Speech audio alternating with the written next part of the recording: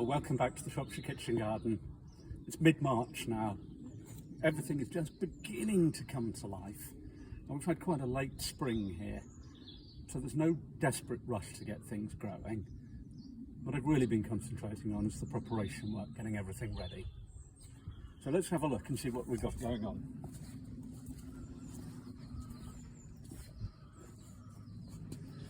So this bed I've had prepared, I've topped it off with some compost, and I've created some new paths. We've got the final purple sprouting broccoli. We've had a succession of them all through the winter, which has been absolutely brilliant. Over here, under the first little polytunnel, I've got autumn sown onions and shallots and garlic. And they're shooting up to about this high now. That'll keep them protected from the final bits of winter. And then in the next one behind, I've got broad beans and peas. I'll keep sowing some more of those over the next few months.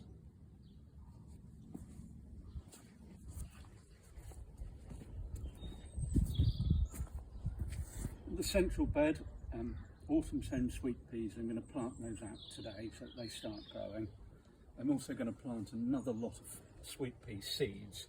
So as these come to flower in May, June, we've then got more coming after them to flower in June, July and into August.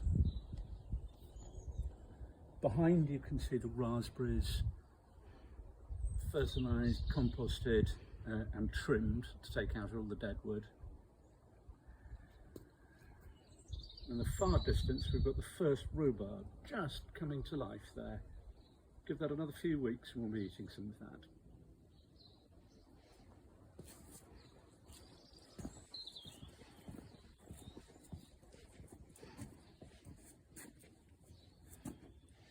At the top end of the garden here we've got the strawberry bed.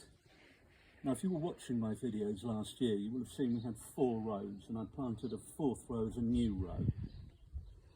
So what I've done this winter, I've taken out the very first row, that was the oldest row. And the strawberries really only go for about 4 years before you start getting problems with them. With the 3 remaining rows, I've trimmed them, weeded them, taken out all the suckers, the runners that have been spreading.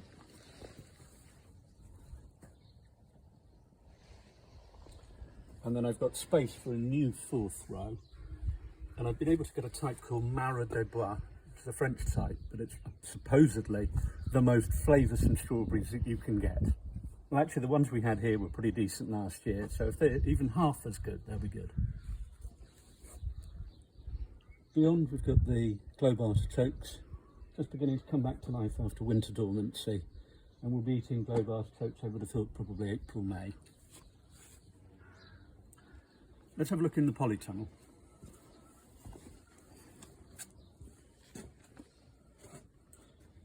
So there's tidying work really that's been going on here, getting all of the pots ready, getting compost ready. We've got the first few things just been planted. And I've got my early tomatoes here. They've germinated inside in the warmth and I'm going to put them on into pots out here. I've also got potatoes here. Now these are a type called Rocket. They're a very first early. And I've been doing what we call chitting them. Basically, I've just left them in an egg box in a cool place inside, and they're beginning to sprout.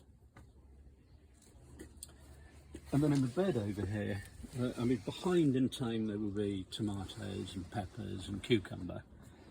But in the front of the bed, I've got my first early salad crop. So I've got some carrots, I've got sweet spring onions, lettuce, rocket, beetroot. They're all getting going in here, all beginning to germinate. So as I said earlier, it's very, very early in the season for us here in Shropshire. It's still cold, the soil is very, very wet after the winter we've had. So there's no desperate rush to get going. Anything you plant now can easily be overtaken by things that you plant in 2 or 3 weeks' time. So really at this stage it's just about getting ready on the starting blocks, ready for the off. Well, there are going to be lots more videos this year of the Shropshire Kitchen Garden. I hope you can join me for more of them. Thanks for watching. Goodbye.